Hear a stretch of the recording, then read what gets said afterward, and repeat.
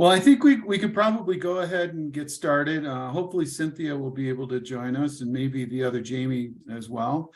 I think we've covered introductions. Yeah. Does anybody not know somebody else who's here? Okay. So let's do a little bit of centering and calming. If you just take a couple of minutes, you can close your eyes if you'd like, or keep your eyes open, and just focus your attention on your breathing. We're just trying to quiet our minds, trying to get into a space where we can focus on our writing. Breathing in.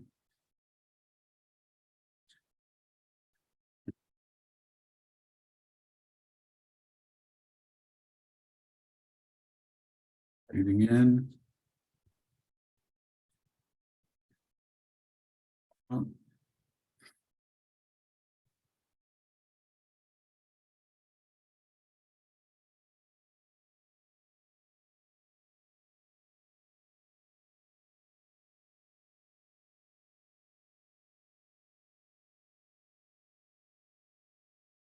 As you inhale, think about some goodness in the world, some goodness that you know. It could be something very small, it could be something very large. Just try to breathe in that goodness.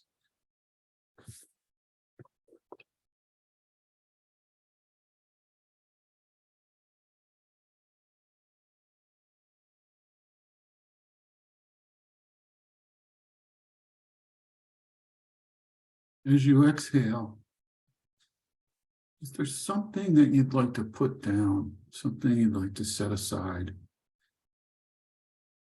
As you exhale, just push that out.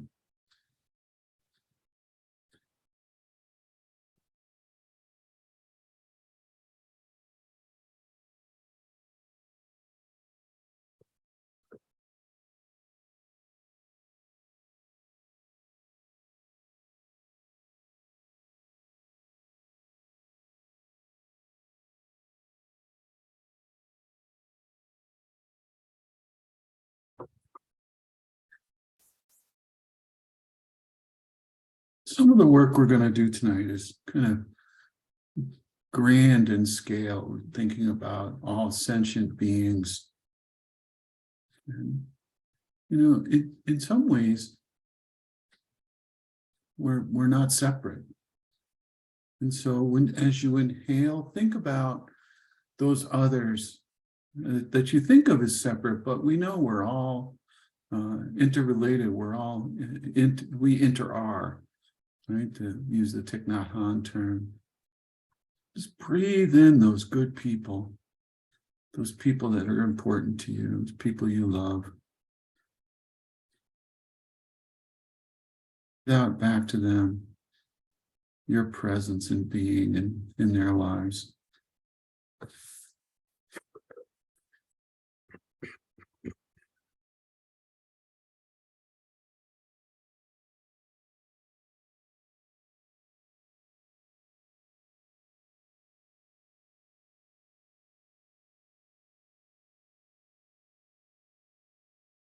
Are there animals about which you have strong feelings or concern? You can breathe in their goodness and breathe out support to them.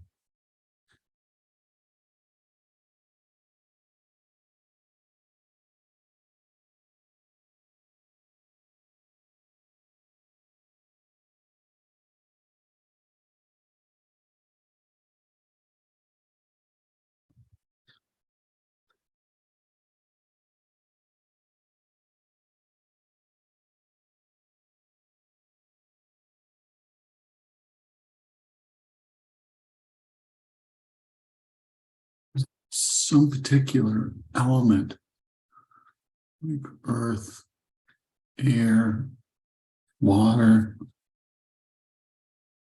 light, consciousness,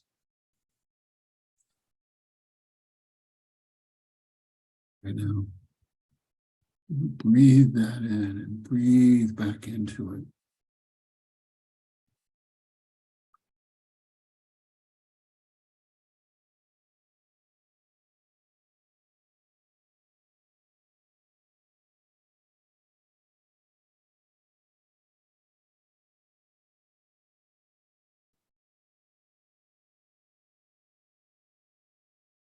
Working to situate ourselves among all sentient beings.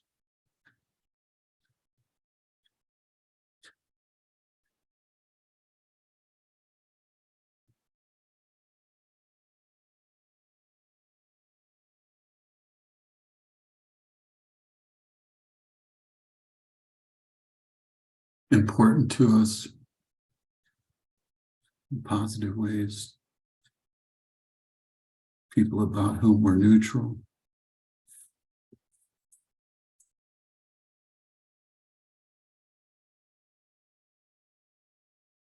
You're in some conflict. Breathe in their goodness. Breathe out your goodness to them.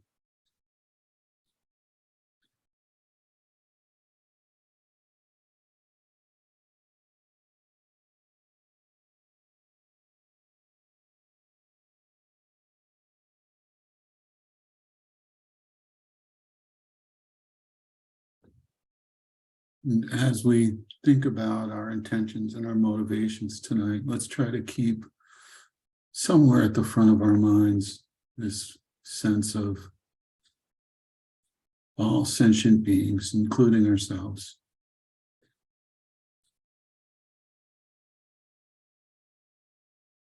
Just open your eyes and we'll move along.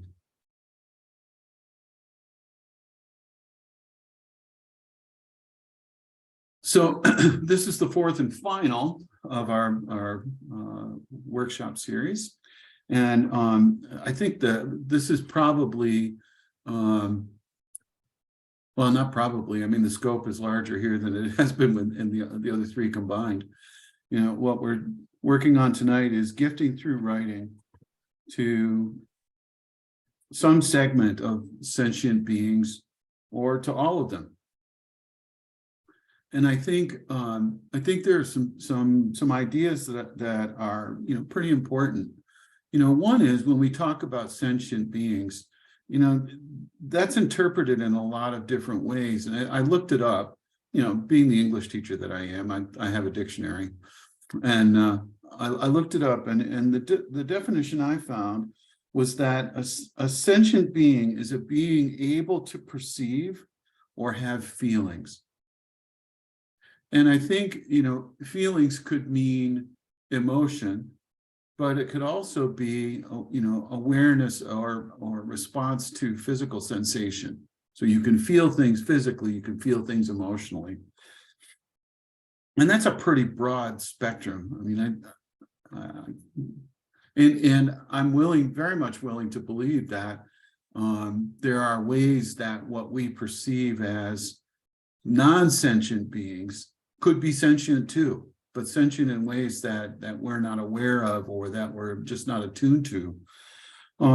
So what are we talking about when we're talking about, you know, all sentient beings? Well, we're talking about people, certainly. And I find it curious that with these kinds of exercises, folks a lot of times will leave themselves out. And I don't know if that means that they think they're not sentient or they're not qualified or something, but that's an important part of this too. And we have to include ourselves in that. But it also includes animals, fish, birds, insects, animals at cellular level can respond to stimulus. They can respond to some version of pain, even, you know, a paramecium or something, you know, at that level reacts to the environment around it. So there's a kind of sentience there too. I'm old enough to remember the studies about the effects of music on plant life. And people talking to their plants, and how studies revealed that plants respond positively to both pleasant music and to pleasant voices that are directed at them. I'm not entirely sure if they respond negatively to, noisy music or raucous music or, harsher voices or tones, but I know that they responded positively to more mild and soothing kinds of things. I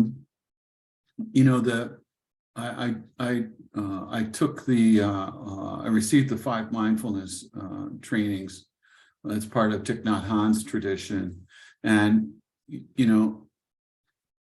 when there's one of the trainings that talks about all sentient beings, and it includes minerals too.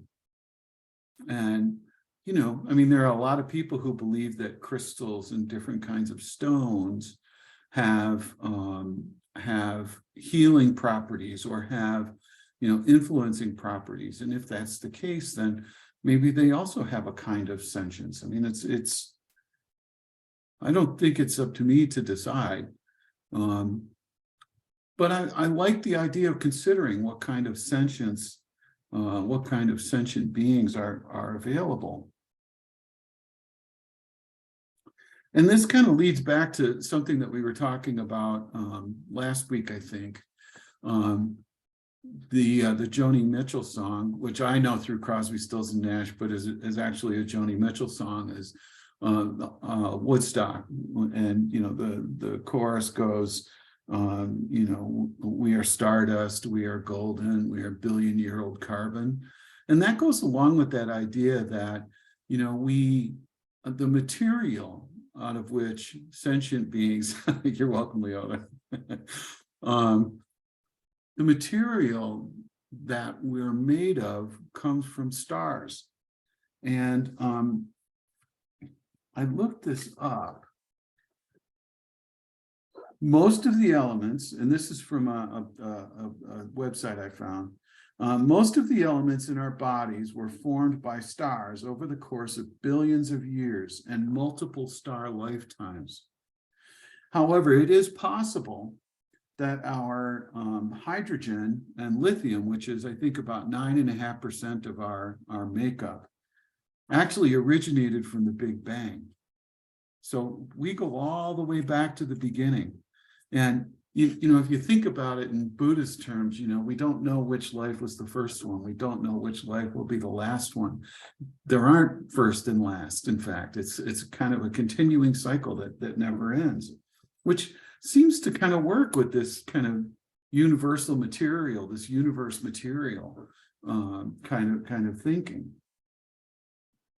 So if we were going to try to write as a way of gifting to all sentient beings, I'm wondering what kinds of things we might want to say.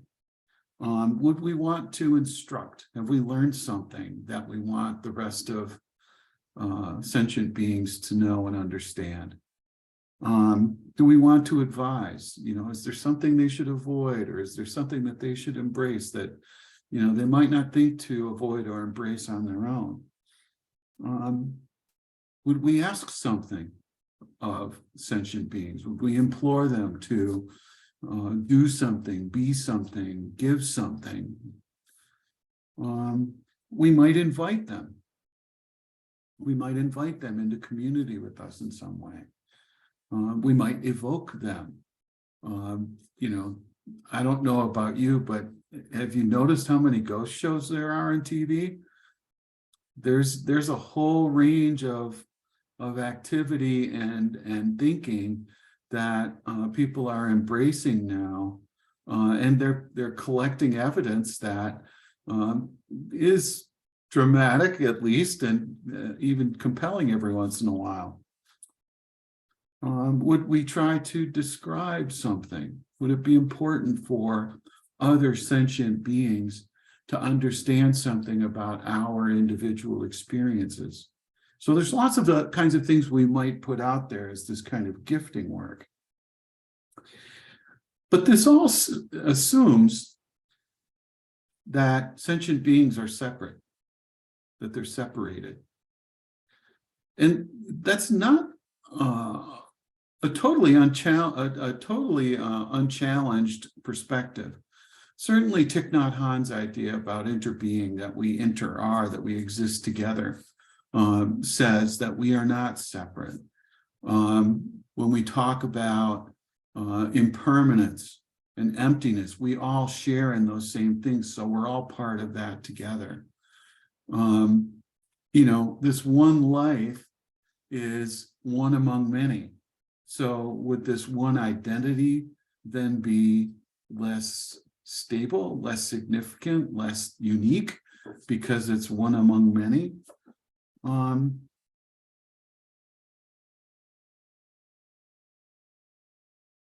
of the things that I really like about that perspective is that it works from conventional reality, that we are individuals, we are separate beings, and we're trying to figure out how to be less so.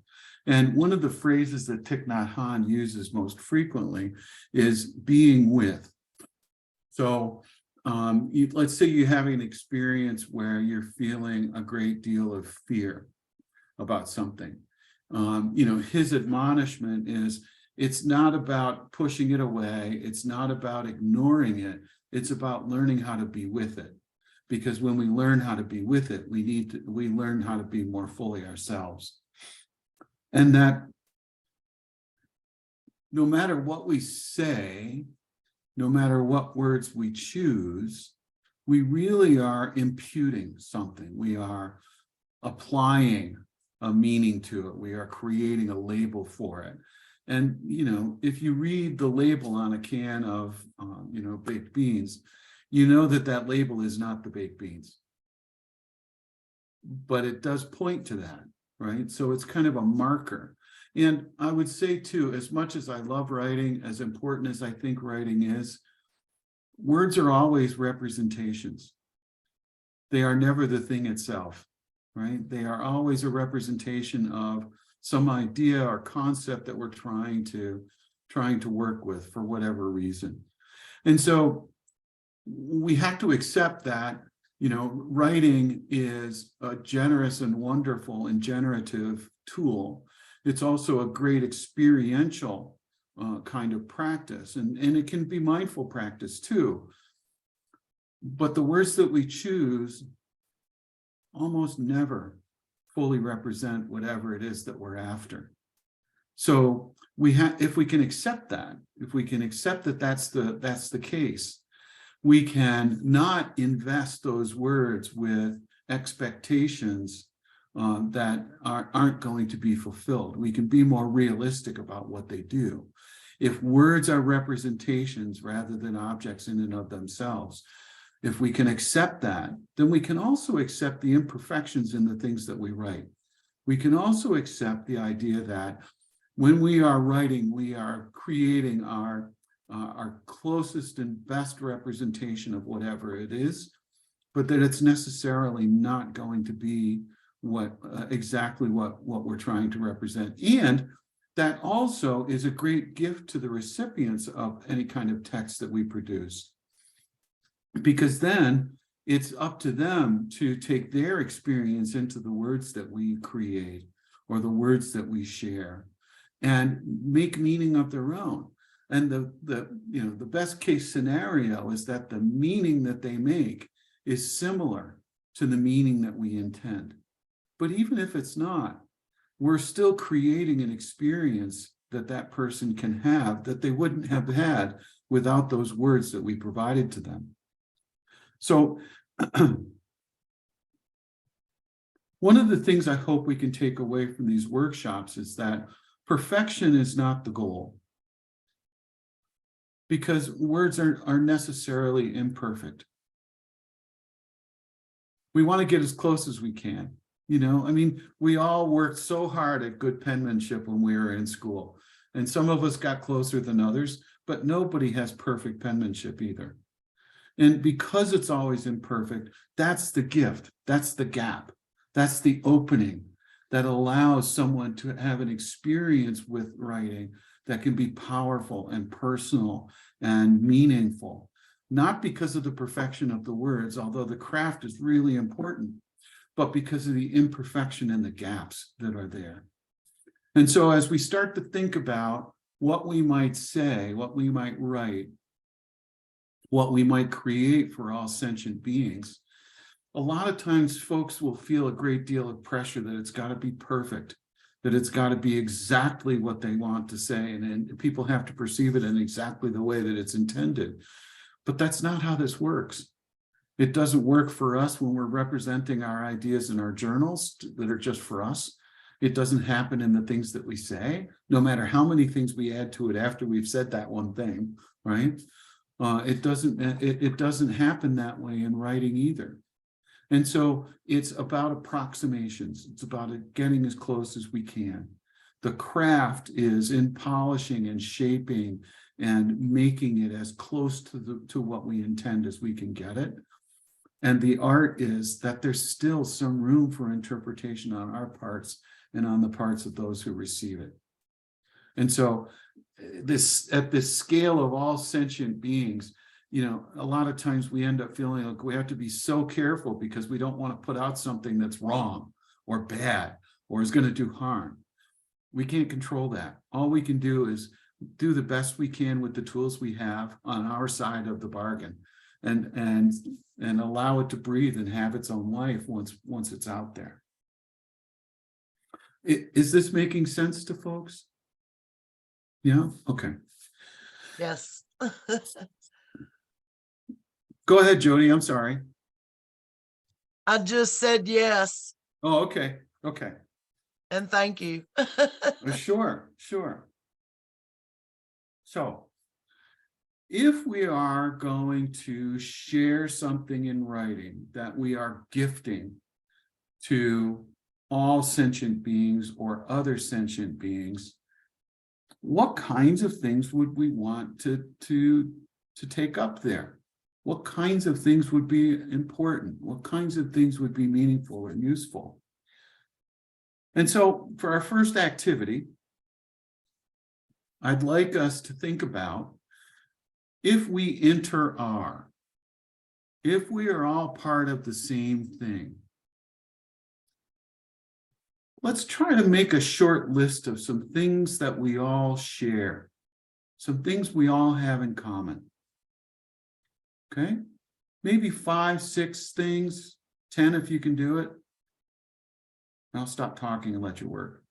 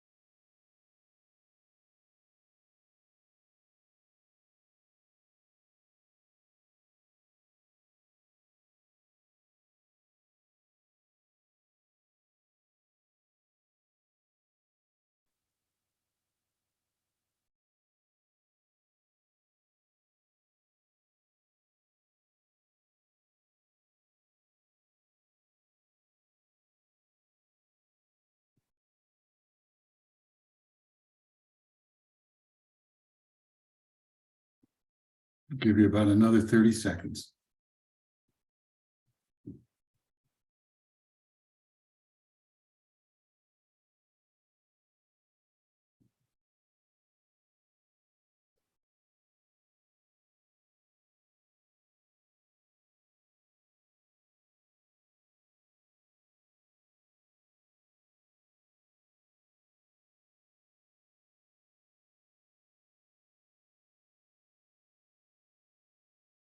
Hey, would anybody be willing to share one or two of the things that you see us as sharing?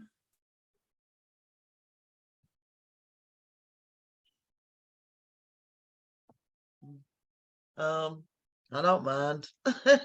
Thank you, Jody. I said breath and heartbeat, and like they can feel joy, suffering, pleasure, pain, central nervous system, stuff like that. Okay. All right. Anybody else?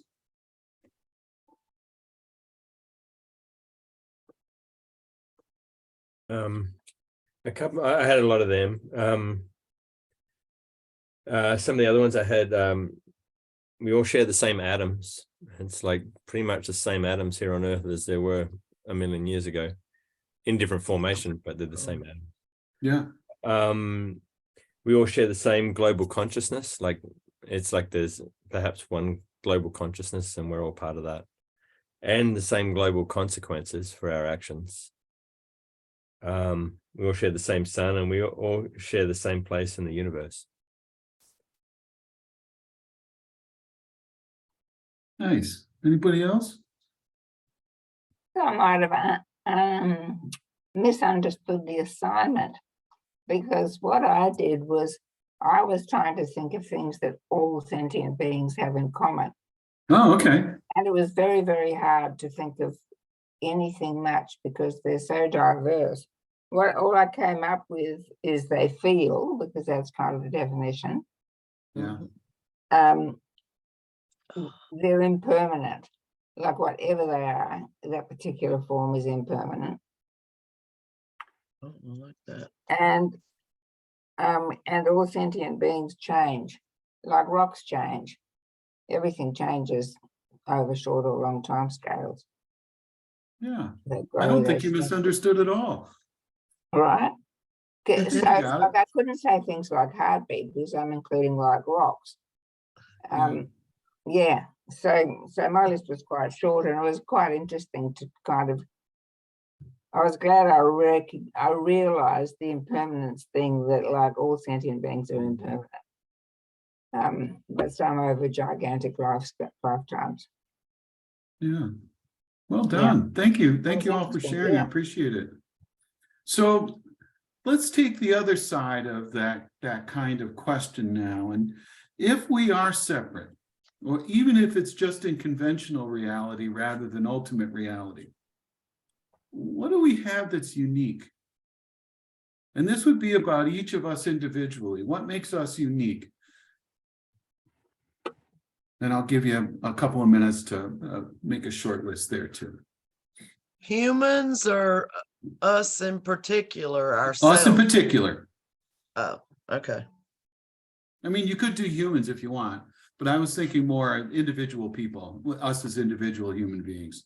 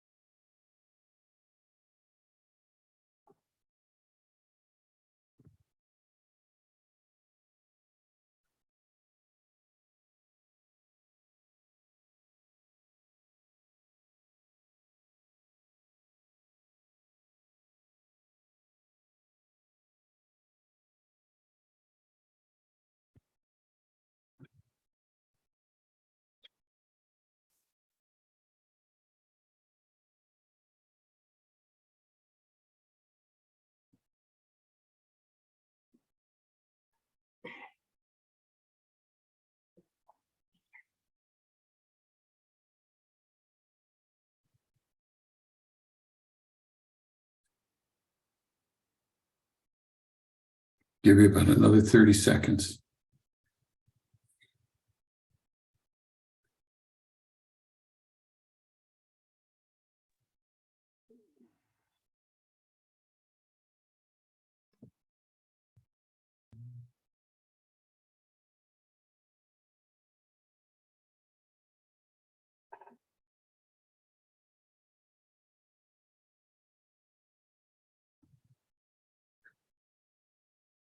So could we hear some of the items from this list?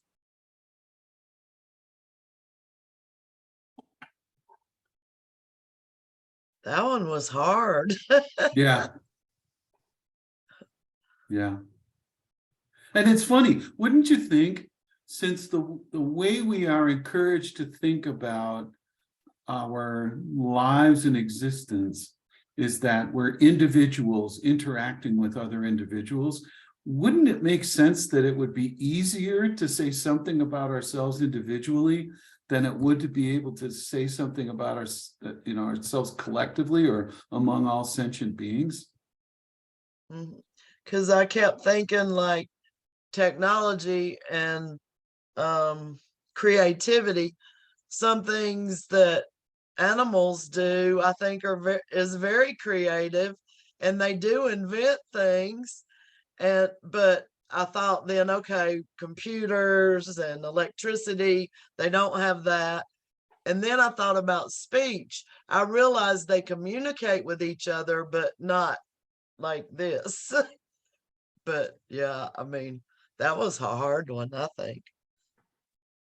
I've heard that described as human beings are the only species with the ability to discern.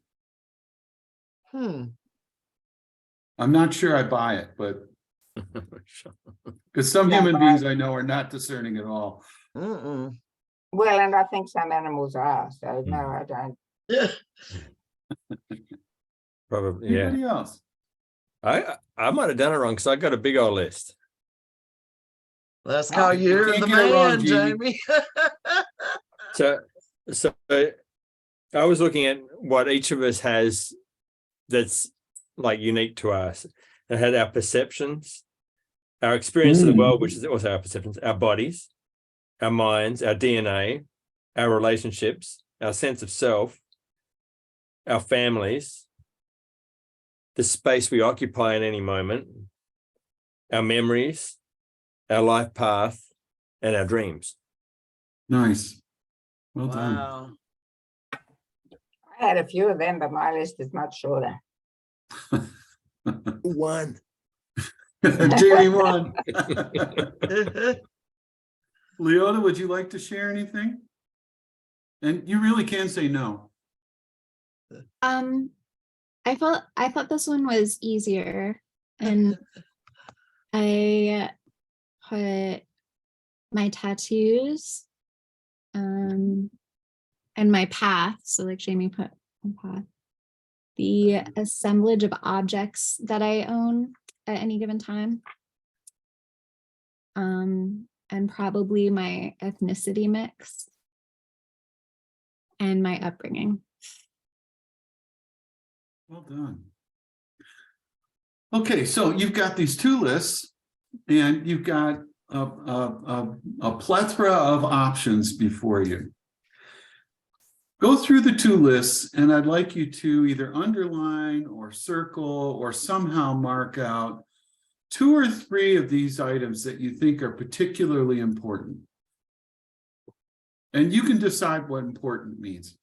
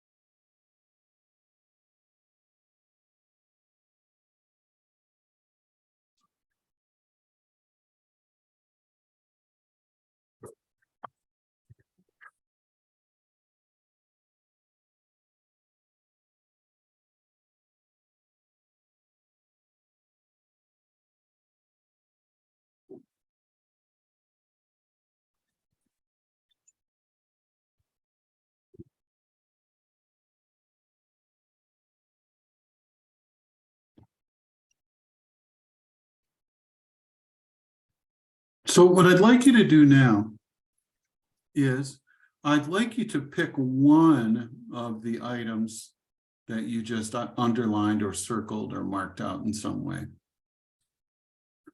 And I just want you to do a 5-minute free write on that, whatever that topic is. And remember, the goal with the free write is what we're trying to do is distract your mind from the fact that you're writing. So the objective is just to keep your pen or pencil moving and just keep it moving for the whole time. If you run out of things to say or run out of things coming to your mind, you just write. I've run out of things that are coming to mind, but if I keep writing, just kind of write through the kind of the interior monologue you're having about not having ideas, okay? So the objective is to just keep the pen or pencil moving, or the keyboard, whatever it is that you're using, just keep moving. Leota, did you have a question? Sorry, I just wanted to say, in case you could hear it, I'm sitting on an exercise ball and I was kind of like rolling it around and making noises, and I didn't realize I was unmuted. So I just wanted to know if you could hear that. That's No, what I didn't hear anything. Okay. Okay, so everybody understand what I want you to do? So I'll give you about 5 minutes. Go ahead and get started.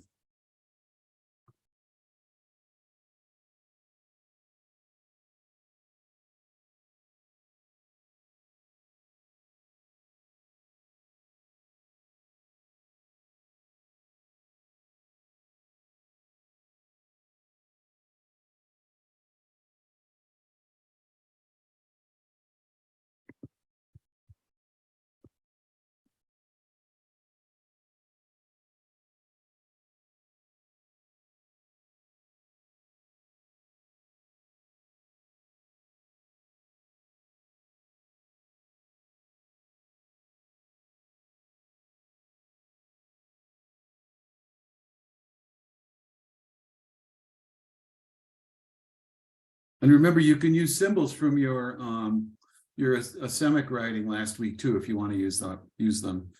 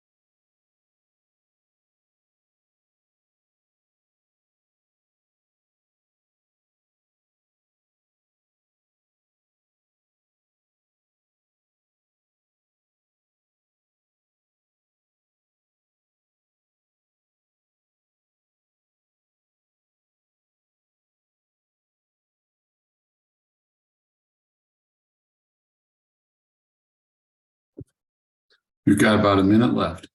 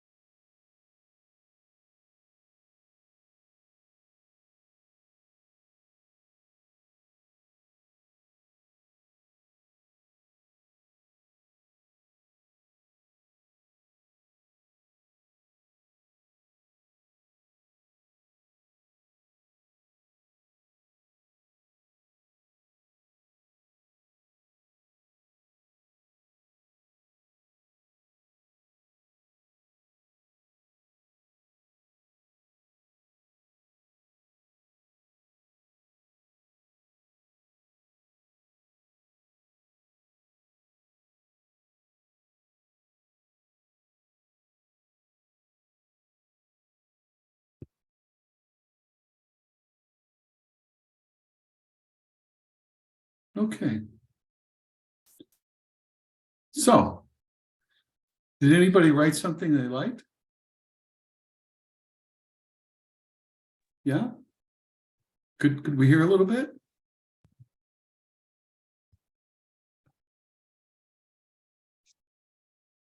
I'll read part of mine. I don't want to read the whole thing. The word I chose was impermanence. Mm, And I wrote various things about impermanence, but the bit that struck me is if I remember to take things 1 minute or less at a time, I can manage myself much better. The shorter the time I take things on, the more stable I feel inside. And this sentence, I can't feel anxious in the present moment. mm. Just remarkable. I mean, I just went, wow. I can't feel anxious in the present moment. That relies on memory and imagination and anticipation. Being in the moment creates a steadiness and sense of stability despite everything actually changing in every moment. That's wonderful. Thank you, Trish. I really liked when I realized I can't feel anxious if I'm in the present moment. Wow. So simple. Mhm. That's a gift to me. Mhm. Thank you for that. Anybody else? I wrote on breath. Oh, nice. I am grateful for my first breath. My journey began. My breath, it has experienced the best and worst times of my life. My breath has been taken for a few seconds, the times my soul was touched. I have seen my breath on beautiful winter days and evenings. My breath, what did I say? Oh, my breath sustained my progeny. It has survived assault. It has survived love. It has survived mental illness. It has survived physical trauma. My breath has never left me. I will breathe in and out with grace and gratitude until it falls away. Wow. Very nice. Thank you. You're welcome. That's a gift to me too. I appreciate that. Okay. Jamie, Leota, would either of you like to share anything? Mine was I kind of struggle to get through my science filter with things like this. Okay. I'm very yeah, my background is in science. So I ended up talking about the conclusion I came to. So I wrote about reactivity because in order to sustain life, we have to react to stimuli. And what I ended up saying that I liked is that we're temporary entropy facilitating devices created by concentrations of energy as it travels to places of low energy. We are warp drives, a physics trick to make cleverly faster transport. It's wonderful. Thanks. What a gift. Thank you so much. I love it.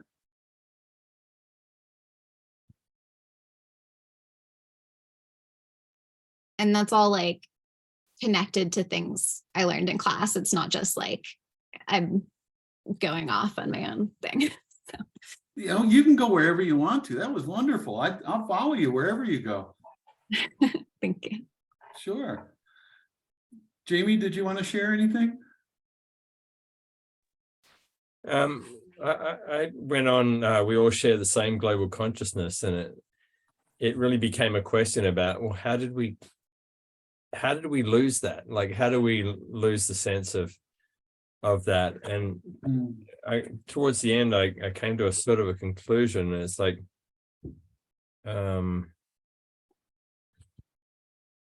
when we were more connected to the earth and our surroundings, we were, oh gosh, we were also more endangered by them, but by the earth and our surroundings, at least in the immediate sense. But it seems as though we're now endangering ourselves and everything on a much grander scale. Yeah. So, yeah. That's a really insightful observation. Thank you for that. My wife and I, for our 25th wedding anniversary, got to go to Kenya and Tanzania for safari. And you know, one of the things I kept thinking about and writing about in my journal was that all of the people I met, and I realized that it was it's a service relationship, and how you can't gauge a people or a place based on your experience with one or two people, or someone who's working for you. It changes the dynamic in a lot of ways. But I kept thinking, all of the people I was meeting were so cheerful and kind of matter of fact about the world around them. And I wondered if there wasn't a relationship between, there's cheetahs and lions and, jackals and hyenas, roaming the countryside and, taking down zebra and wildebeest and, they never caught a warthog, though they tried several times that I could see. And I wondered if there was a relationship between their ability to be joyful in the moment and joyful in the world as they were experiencing it, in relation to life and death struggles being right there all day, every day. And I suppose it's probably true where I live too, that there's animals that are chasing each other and, killing one another. But I think it's harder to see from here in my office than it is, out on the savannah in a truck, right? So yeah, that really resonates for me, Jamie. Thank you so much for that. What a gift. So for our last activity, what I'd like us to think about is two things.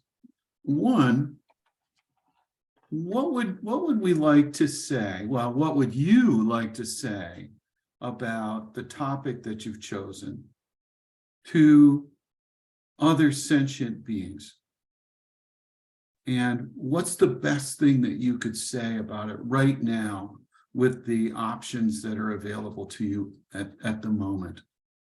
So what I'd like to suggest is that we're trying to turn this towards other sentient beings. This is the writing as gifting to other sentient beings. What would you like to say about this topic that you've chosen? And to whom would you say it? When I teach writing, I teach this thing called the rhetorical triangle. I'll see if I can pull up a picture of this while we're talking.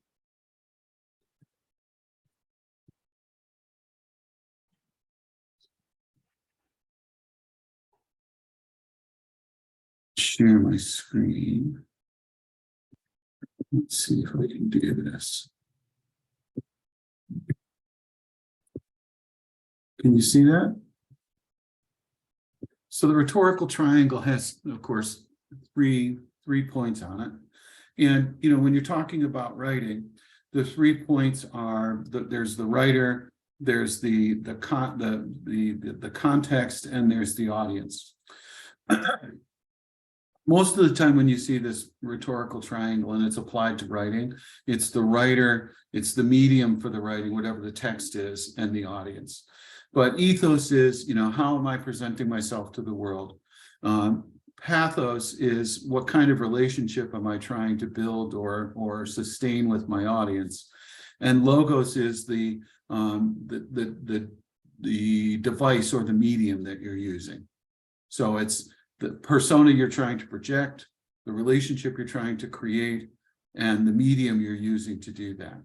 And what's really interesting about the rhetorical triangle is that if you make any adjustments to any of the three, that also means you need to adjust the other two, right? So if you decide you want to present yourself as knowledgeable, that's going to create one set of relationships in this rhetorical triangle. If you want to present yourself as questioning, it's going to change those dynamics so that the other two pieces will change too.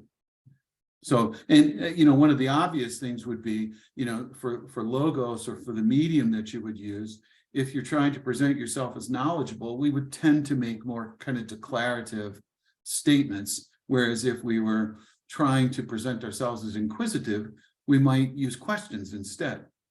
And it's that simple. So what I'd like you to think about is the relationship.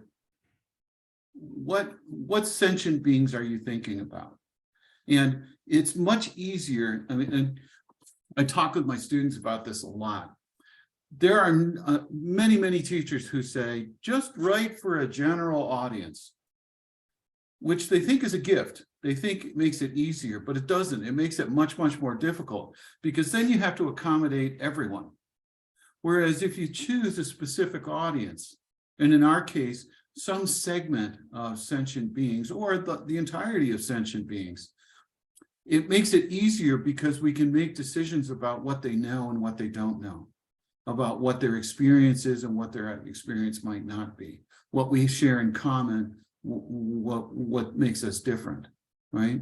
So what I'd like you to do is think about the topic that you've chosen, identify a particular kind of sentient being. It could be an individual if you want, but you could choose a group. You could write to the animals that live in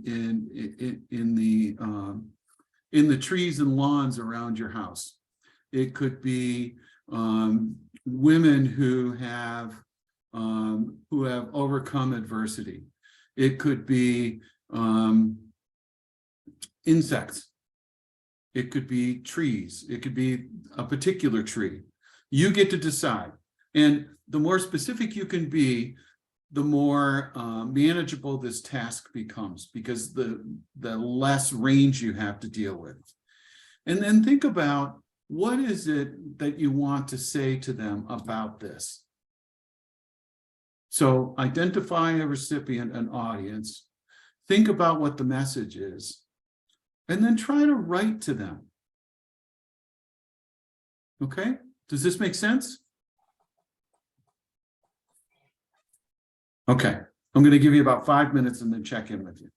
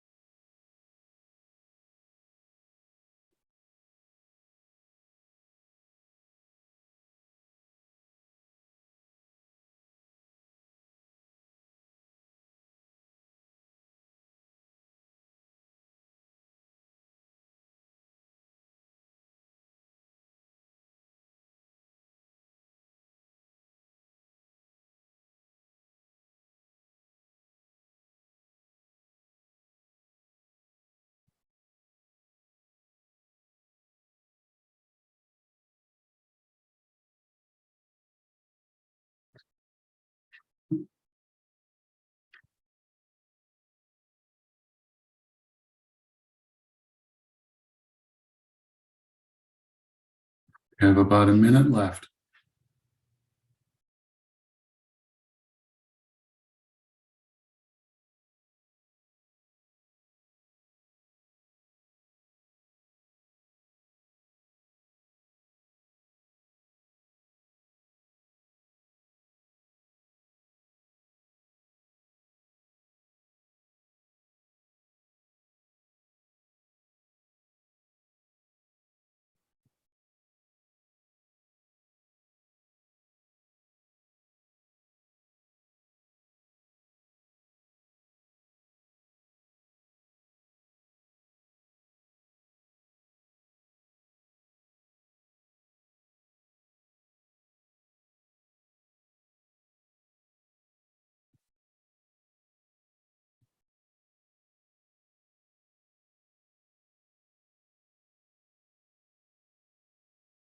Okay.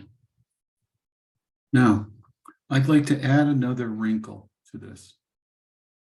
Since we've been talking about impermanence and interbeing. How much in this piece that you've just written are you with those sentient beings in whatever it is you're discussing? And what I mean by that is it something that you're telling them to do, or something that you're telling them they should experience, or is it something that you are a part of with them? And we're shooting for the latter, that you're part of something with them. So what I'd like you to do is go back through the piece you've just written. And if you are with them in this, are there ways that and places where you can amplify that shared experience, amplify that sense of being with them in this? If you're writing from some distance, are there ways that you can revise? And I know that's a word that a lot of people are respond to with some anxiousness, but can you reshape that piece so that it's more about you with them in whatever it is that you're discussing? Okay, so how much are you with these sentient beings in this idea that you've described? And if you're with them already, can you make it more overt? If you are not with them, are there ways that you can make it something that you share with them, something that you're with them in? And I'll give you a few minutes to try to make some adjustments. Okay?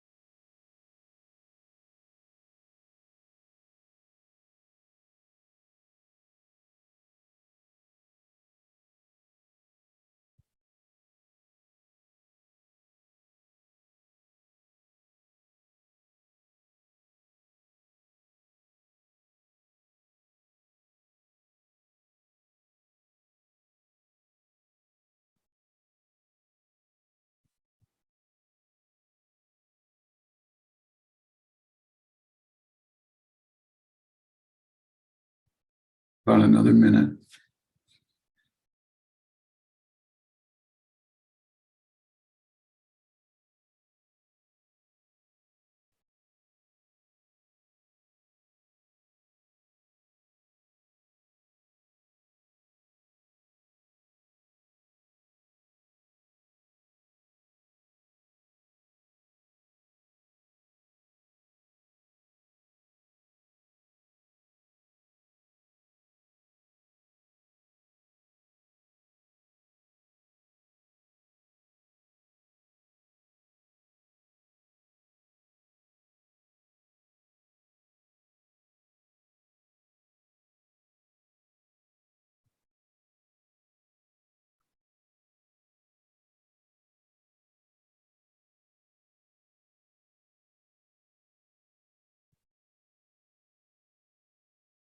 Okay, maybe finish up the idea you're in at the moment.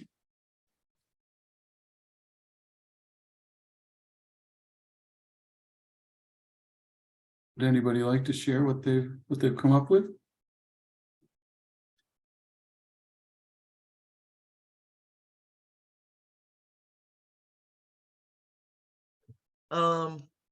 I stopped writing when you gave us the second assignment because I kind of wrote it as a gratitude maybe, but I did it on trees. Thank you for photosynthesis. Thank you for giving us the air we breathe. I pledge to plant as many of you with gratitude. Thank you for being so beautiful to look at, to sit beside, to sitting under, to provide so much to sustain life for so many. And thank you for being a part of so many of my fond memories. Very nice, thank you. Thank you. Anybody else?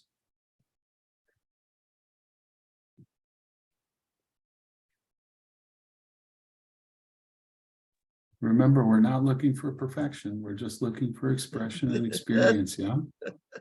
Yeah. Mine's really depressing. I don't know if I want to share it with you. It's very depressing. I was writing to all the extinct and near extinct animals, everything that's like, well, beings that, yeah, everything that we've taken to extinction or near extinction. And so my first part was saying I was sorry, and then when you invited us to review, I kind of just kept writing, but more interactively. Do you want to be depressed? You know, impermanence isn't always, you know, unicorns and rainbows, right? Yeah. Yeah. Yeah. And I say that not to diminish it all, the trauma that human beings have created.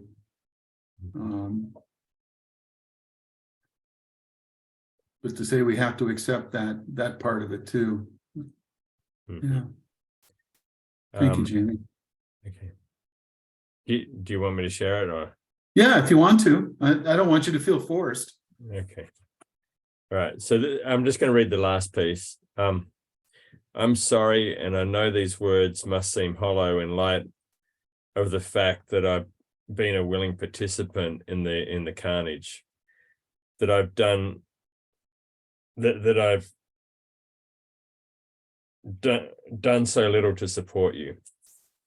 So please tell me what I can do. How can I serve? There is no way to fully make amends for the damage we have done, and let me do what I can. One small piece of reconciliation, one small gesture, but that's it, isn't it? It would just be a gesture. I'm too comfortable with all the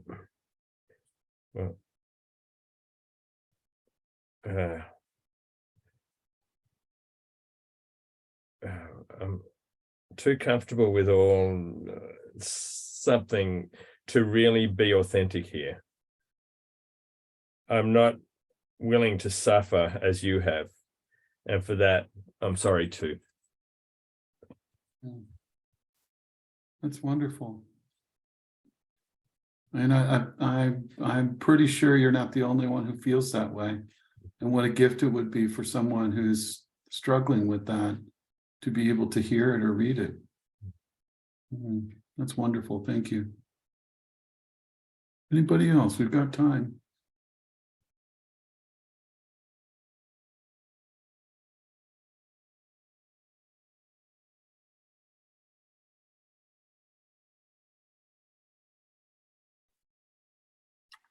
Mine's quite personal, so I don't want to read it. And well, technically I was sticking to what you said, but I feel, yeah, I don't know if it was what I did was really appropriate because I wrote it to myself. Oh, I think that's perfectly appropriate. And I found out something really important, so I'm happy I did. That I Good. don't want to read it, thanks. Okay, good. Thank you. Thank you. Leota, anything you'd like to share?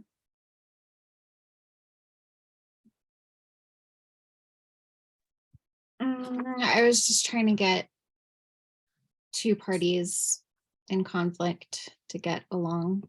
Mm, It's nothing Mhm. particularly profound. It's a profound role to perform, though, isn't it? Being the It's one a trying to hard create role that to peace. Yeah, perform, to be yeah, mediator. yeah. Really challenging work. So where do you think you're going to go with this work after we're done? You think you're going to put these notebooks away and think, oh, thank goodness that's over?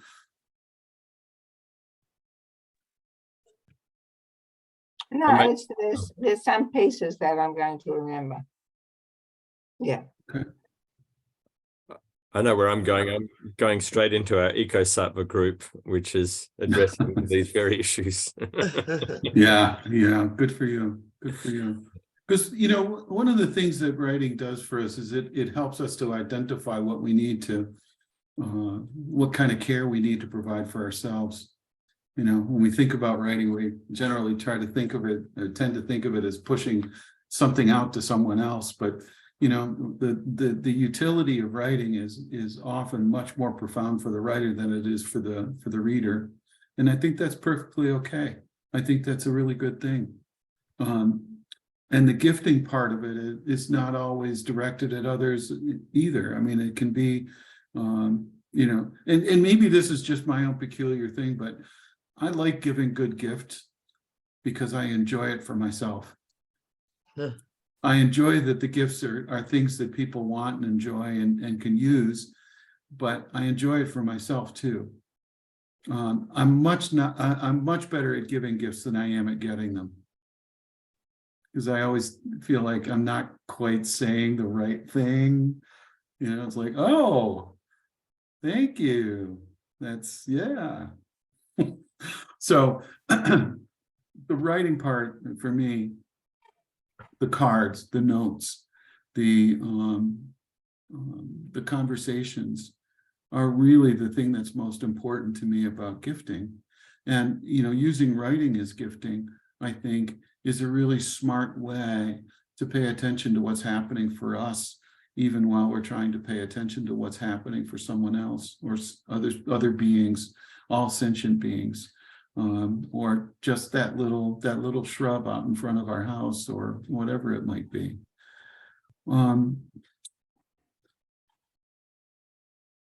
I'd like to close our workshop with a little bit of dedication. I'd like to dedicate the time and energy that we've shared together to the incredibly rich and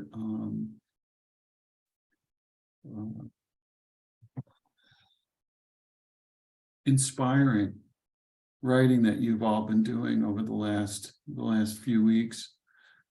I feel like I've learned so much. I feel like I've grown a great deal because I get to be in your company and share in the things that you write.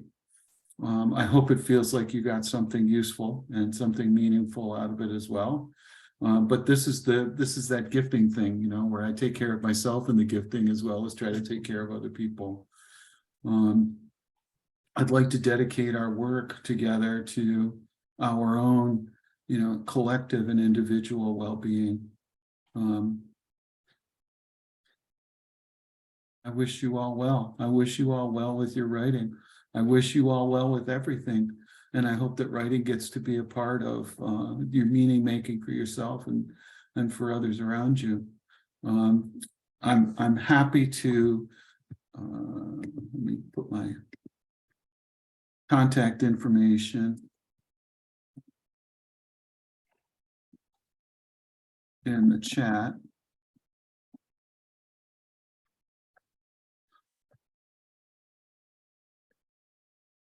And so if you ever want to reach out to me, or if there's anything I can do to be helpful, please don't be shy. I'm happy to work. I love this stuff. You know, my undergrads, my first year college students are always like, why would you like this? It's like, I don't know why. And truth be told, I don't need to know why. I just love it. I love what I do. And I love I get to be with smart, hardworking, thoughtful people like yourselves. So thank you so much for making this such a great experience. And I hope I get to see you all again in another set of workshops, maybe where you're leading one and I get to come to yours instead. So thank you so much. Who'd like the last word? I'd definitely like to say thank you, Bill, and thank you for making that invitation too. This Right Mindfulness group that this is through, that's definitely the invitation. Any member is welcome to lead workshops. So let me know if you'd like to do that and we can make it happen. But thank you, Bill. It's been wonderful. Really appreciate it. Jamie, Thank you so much. Is it too late to join the Echoes thing you're getting ready to do? No, I can give you the link, I think. It's hang on. okay. I mean, I didn't mean to. I just wondered. I can probably find it.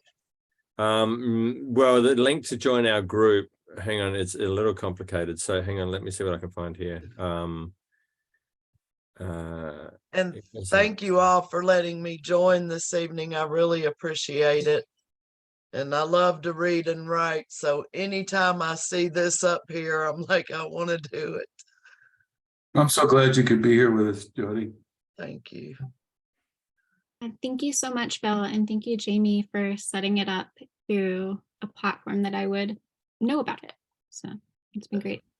It's so nice to have met and worked with you, Leota, and Trish.